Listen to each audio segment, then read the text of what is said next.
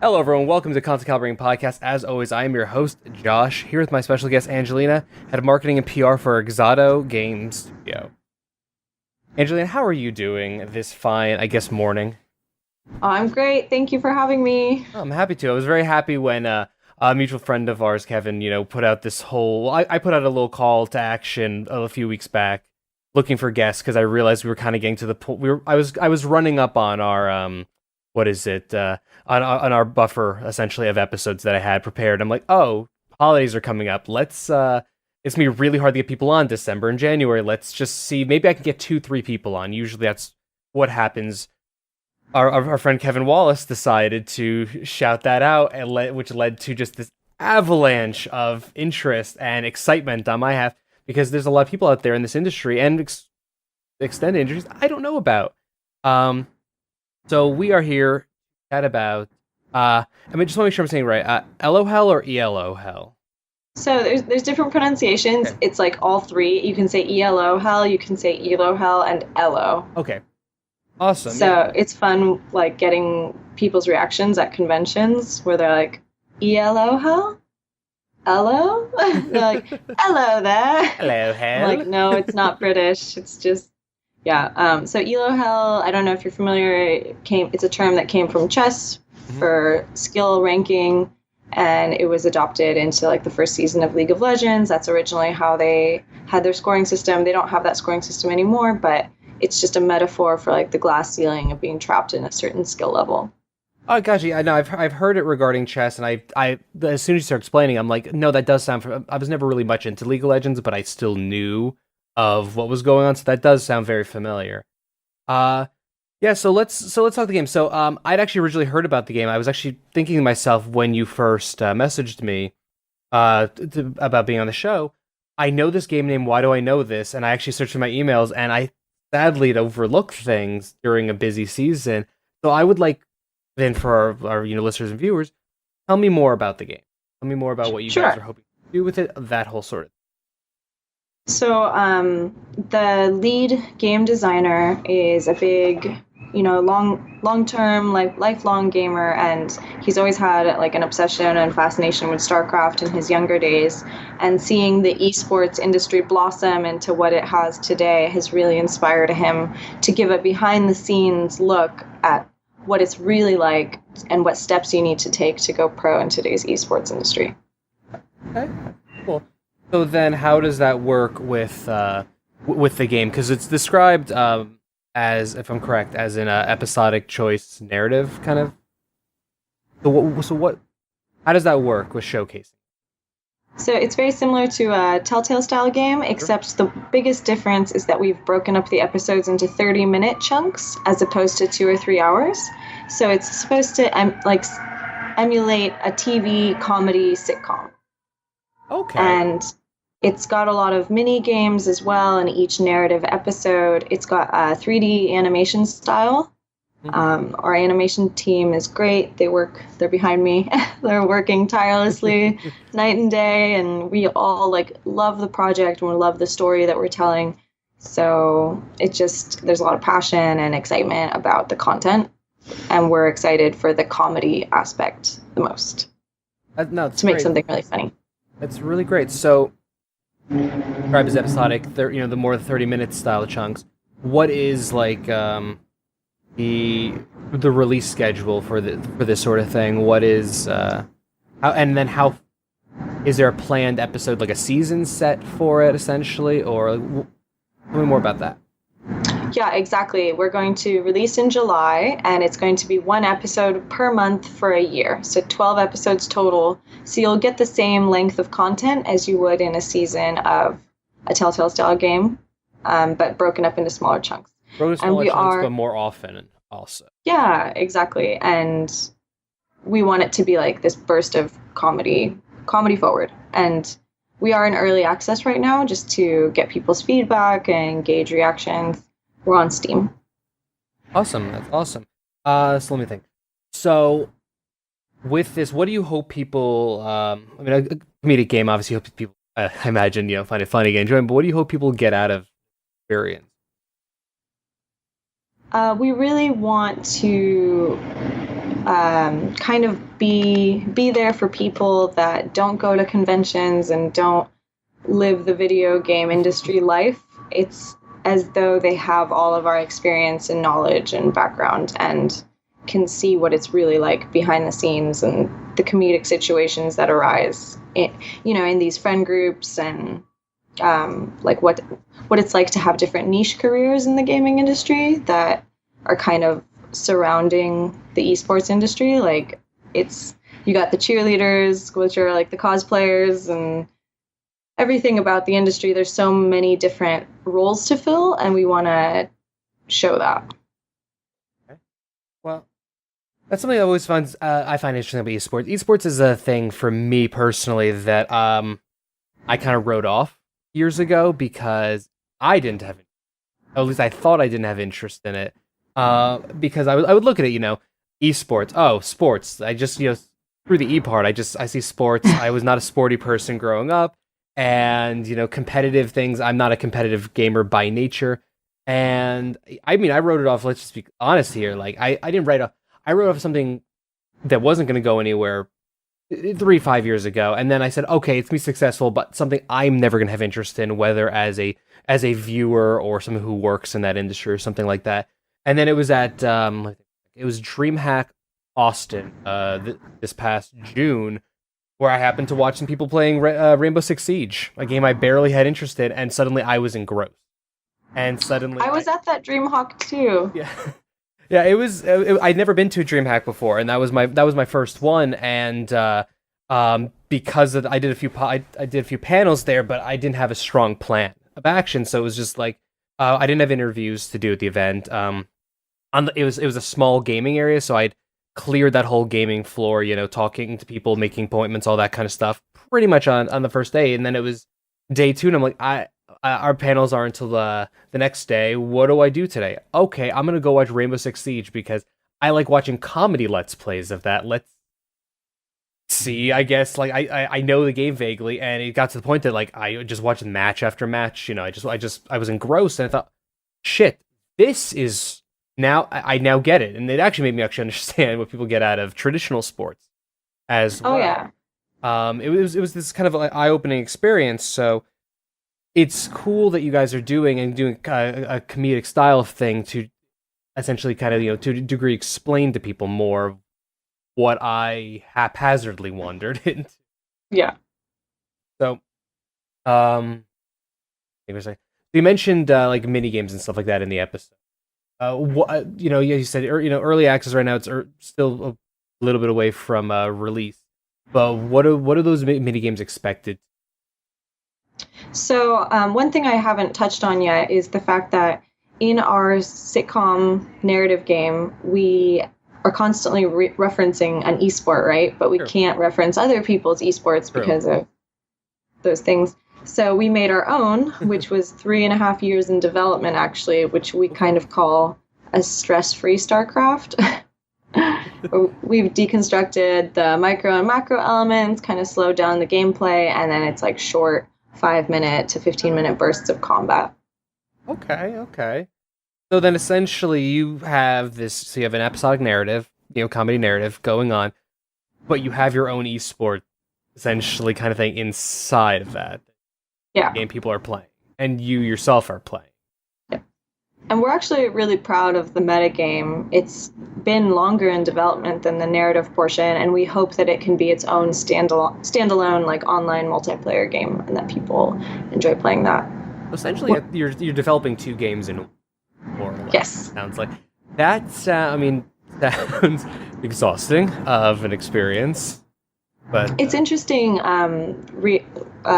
Interacting with people, say at PAX East, we only brought the meta game, which is called Echo Star, to PAX East, and it was kind of more like a younger crowd, like kids in their teens really loved it and really kind of saw the correlation between that and StarCraft, and it was like that demographic, right? And then we brought the narrative portion to PAX West, and it's older demographic, not as many teens, people that love story games. It's a completely 2 different markets, and it's interesting thinking about how people are going to respond to either one when it's not their style of game.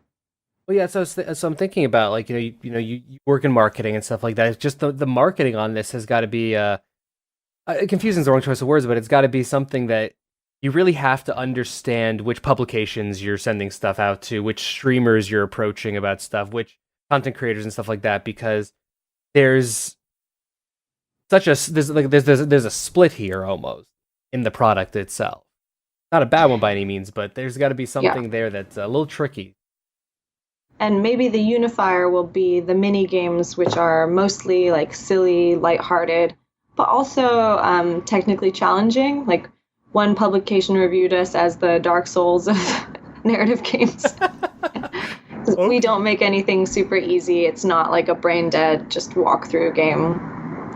So you're kind of harkening back almost to sometimes the difficulty of the class. So Telltale Games, as we keep referencing, the former Telltale Games style of things. Those games were typically what little mini games they had were little mini segments and stuff like that. The gameplay, it really was a get from point A to point B, get from cinematic to cinematic to cinematic, or not cinematic, but more like the story stuff, back to back to back, with limited kind of gameplay things. But that was based off of the old point-and-click adventure style of narrative game where you would have puzzles that were confusing and little mini-games that were mind-numbingly difficult sometimes. You're kind of hearkening back to that classic style. Yeah, hopefully. Narrative games was enormously successful for a number of years. We are, very inspired by them, and this game wouldn't have been possible without them paving the road. But we do want to make the mini games like quirky, fun, like taking a break from the narrative and like really jumping into the skill needed for those games. Great, that's great, and I think the idea of having this narrative-based game with skill being needed actually is great, because also just as someone who streams games, I love point-and-click adventure games, I love Telltale games, I love all the different variations of those narrative style of games.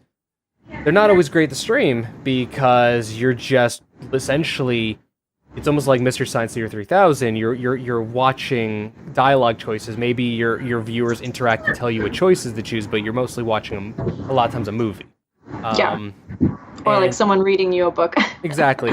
And you have two choices when you stream those games: be quiet and let the game talk, or do the Mr. Science Theater 3000 thing where you're talking over it and playing off of it.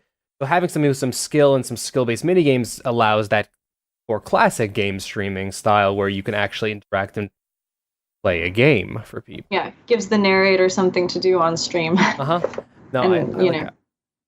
Be getting tilted for your streamers, for your audience rather. Sorry. No, yeah, for sure. So we've talked about the game, we've talked about release and stuff. But if you don't mind, I would like to talk about you and how you got involved in this game and how you got involved, pushing forward with the industry. Can you tell me a little bit about your history in the game industry? I am new to the gaming industry. I've only been doing it for the last year. Before that, I was actually doing a lot of different things completely unrelated to gaming. But I started out just volunteering at conventions, and I just fell in love with the atmosphere, and I made a ton of really great friends in the industry, and I just kind of had this moment where I knew I wanted to go to every convention and I wanted to take on as many things in the industry as I could because I just loved it. Outstanding.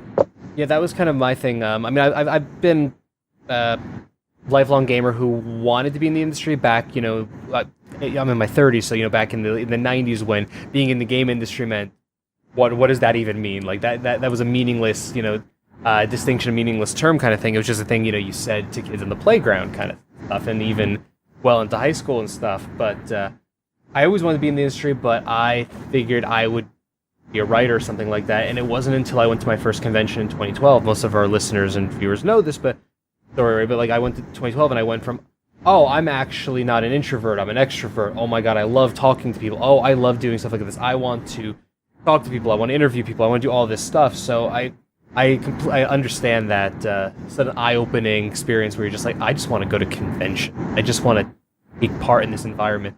never personally got to work a booth or anything, but I've always like talked to people I know who work booths and stuff like I just want to find a booth to work on. Yeah. Something I I'm respect.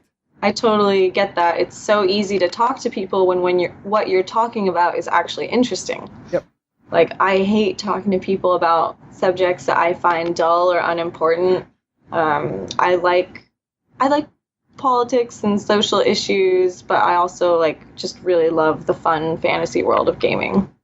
Absolutely, and that's always the perk. You know, talking marketing and stuff like that. I just think back to the fact that I was briefly a marketing student, and one of the things that just I couldn't stand personally was, you know, you'd always have to write up stuff about, you know, whatever the topic thing they give you or something like that. Promote this or something like that. Just come up with something to explain in your essay, and I'd be like, I really don't want to talk about this. I don't want to. I don't give a shit about this. This doesn't mean anything to me. But you give me a game, or you give me an event that I could promote, or something like that. You know, I can find the spin. I could find the good and bad. I could find every aspect of it. But that's what's great about this kind of stuff. With this kind of work, is you find the stuff you're passionate about, and then you get to promote that.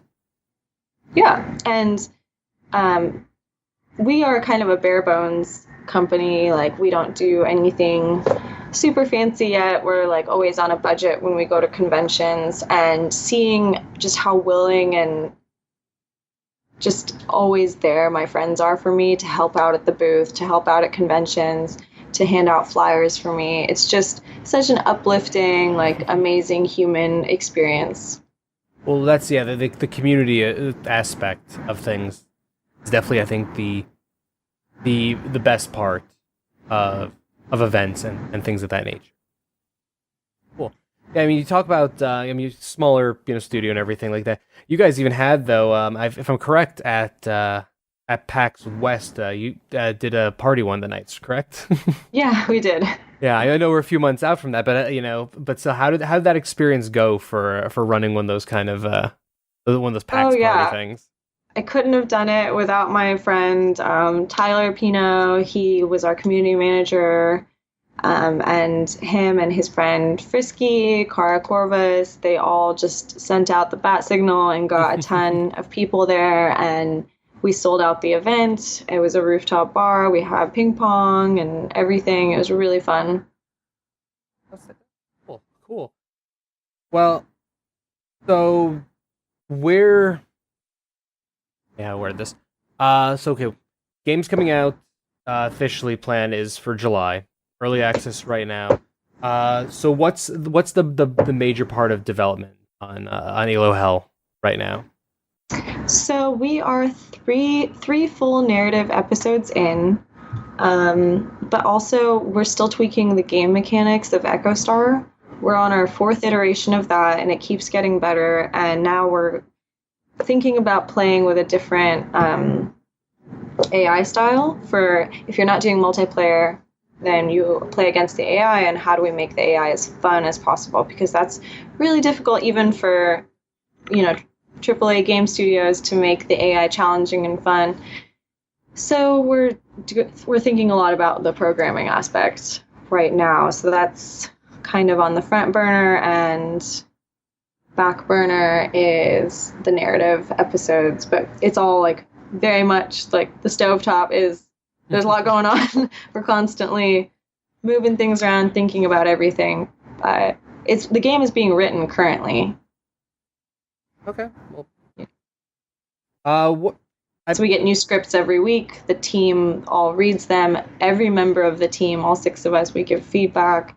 We fight over parts we don't like or like. We think about what the tone of the writing is, what message we're sending in our writing, and sometimes we get in really contentious debates about it. So it's a true team thing. I mean, a true team thing. You make sure every person makes sure that this game is giving off the correct message, the correct vibe. Really promote what you guys want to promote. Make sure the game is what you want it to be, and it's true to your studios, true to Exato Games. Yeah, as you know, the gaming community has a lot of controversial aspects to it. So how to make that like very authentic, while also promoting the world we want to live in. is So you want to make it essentially real to life, but you also want to promote the direction you would like to actually see, yeah, the world go in. exactly. Like we want to have not like super teachable moments because we respect our audience and we know our audience may be older at times and they've been on the internet, they know the drill, but things like reducing toxicity in gaming are important to us. For sure. I mean, one of our big topics that when the show used to be a little more topical versus guest oriented.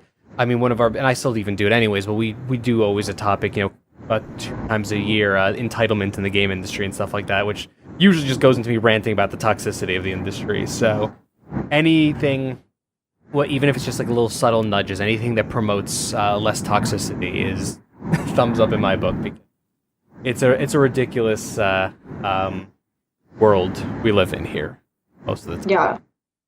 And pretty much everyone on the team wants the narrative choices to promote good behavior, whereas what I see in some Let's Play videos, it's just like doing the funniest like path in the narrative game as opposed to like the most moral, ethical path. So I'm like, how do we appeal to the meme gamers and the people that want to do the right thing like simultaneously? It's tricky. Yeah, I mean that's an interesting way of because again, like there's a lot of facets then about how you promote this game, how you inform people. Because yeah, when you're doing a let's play, when you're doing a stream, unless I'd say 90% of the streamers out there are looking for that comedy edge, particularly if you're playing a comedy game, but you're looking for that comedy quirky aspect. So you're going to go with this, depending on the game, the sarcastic responses, the comedic response, those kind of things. But if your game has that underlying thing, how do you promote people to look at both sides, or multiple playthroughs or things of that nature? And there's several members of our team that are like, hey, what kind of message are we sending if we're not rewarding the ethical choice players? Like we had one episode where we accidentally made the ethical choices like only 7 minutes of an episode, and then the unethical choices were like much longer, and we were like, oh crap, what did we do? We've gone too far. Wow. The other direction.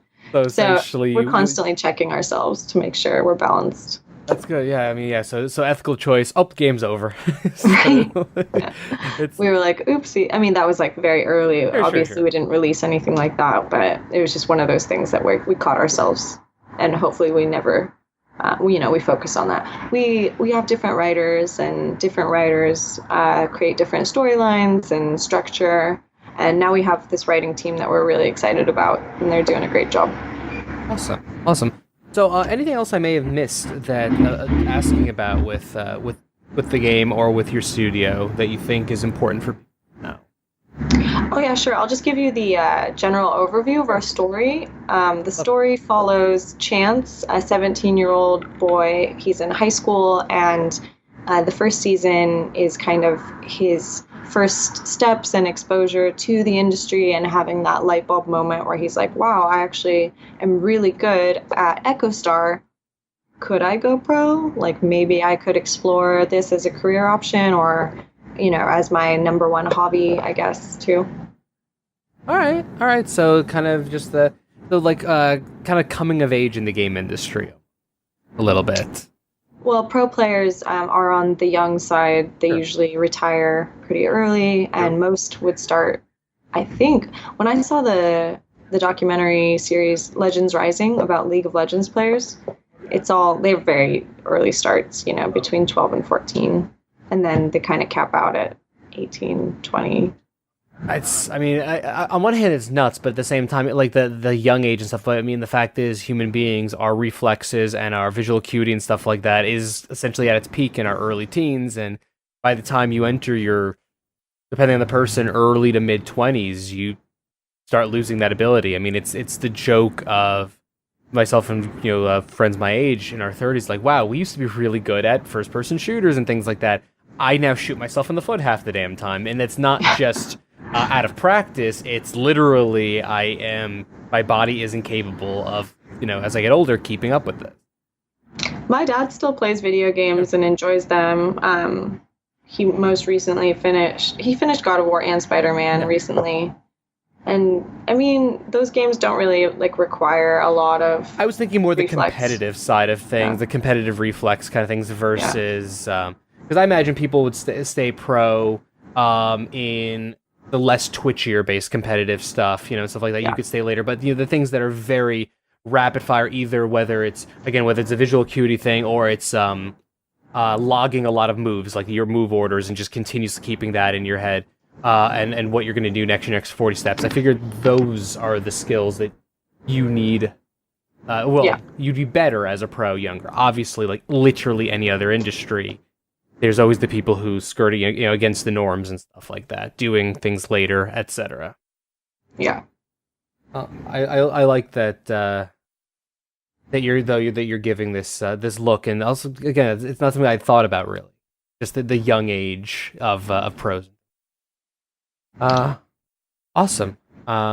If there's anything else. Oh no, just yeah, like we want to make it a fun coming of age story, but I don't think I've seen like a true kind of video game industry coming of age story yet in mainstream media. Oh, I mean, not Dan really. Harmon made that Good Game show, Hmm. but we didn't particularly care for that style of humor because we feel like it was at the gamer's expense. Whereas this game, we want to celebrate the gamer and show like how creative and driven and motivated they are. Well, that's something that I've always noticed. Like, not even specifically gamer, just like geek and nerd culture. There's two sides of things. There's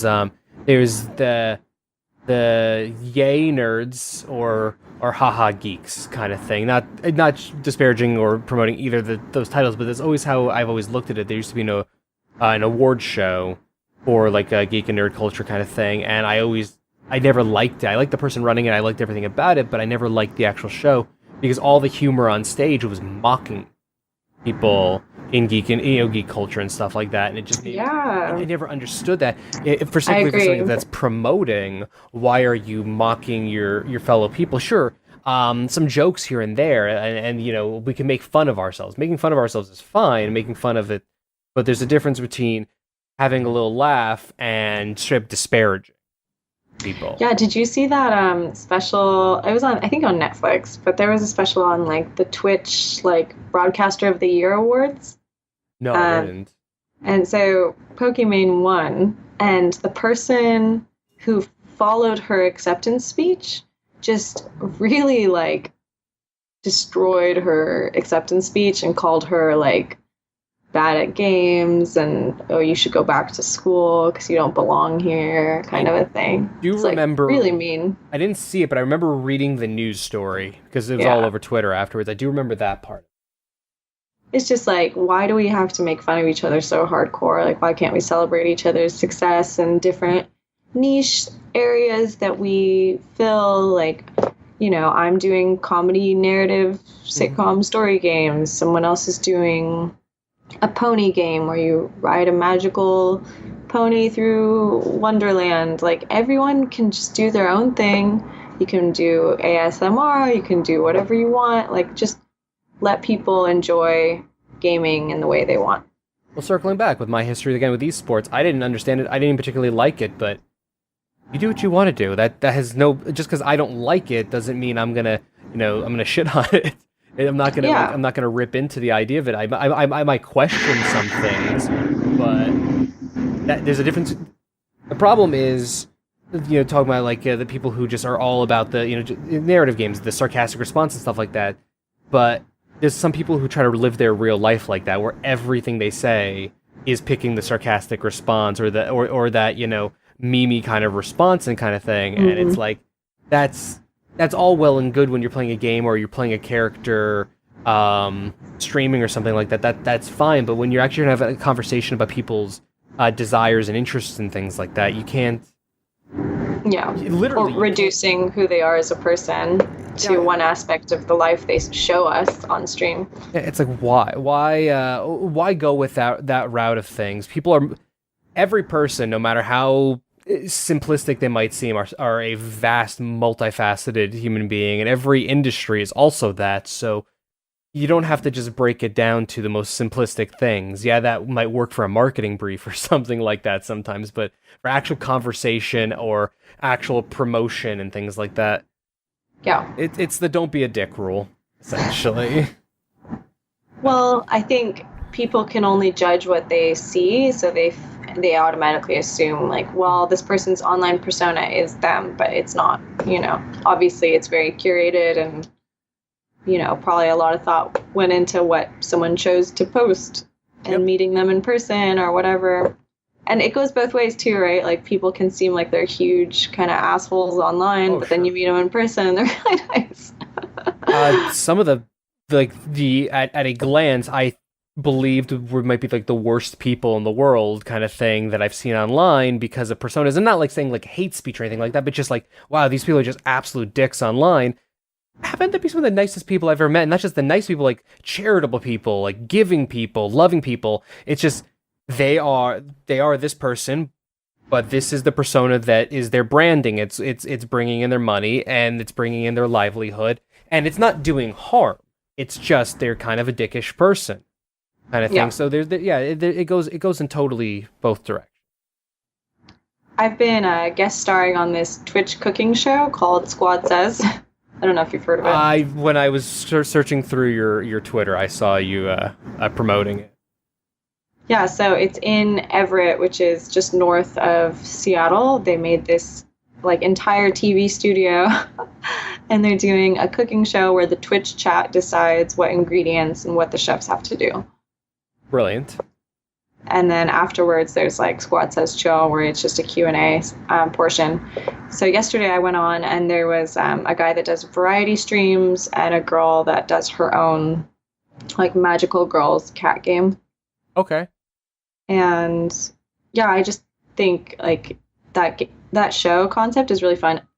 What reminded me of it was when I have to be a judge, I'm often like very strict and kind of bitchy just because I'm very particular about food. Yeah. And I worry about that. Like, can I speak my mind and like give my honest feedback on food without sounding like ultra pretentious and, elitist almost, just because I'm super picky about food. And like, if I was a judge, I would be like that mean judge on.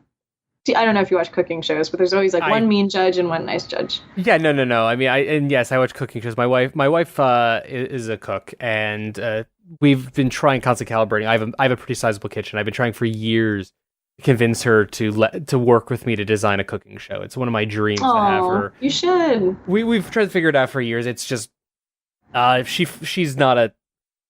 I was the introvert who was secretly an extrovert. She was the extrovert who was secretly an introvert, essentially. So she likes streaming stuff like that, but it takes a lot to convince. Anyways, but yeah, no, she's a cook.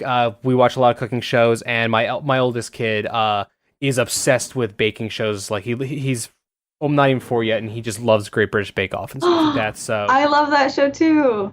So it's one of those things. So yes, cooking and baking shows are a huge part of my home life. So the male judge, Yes.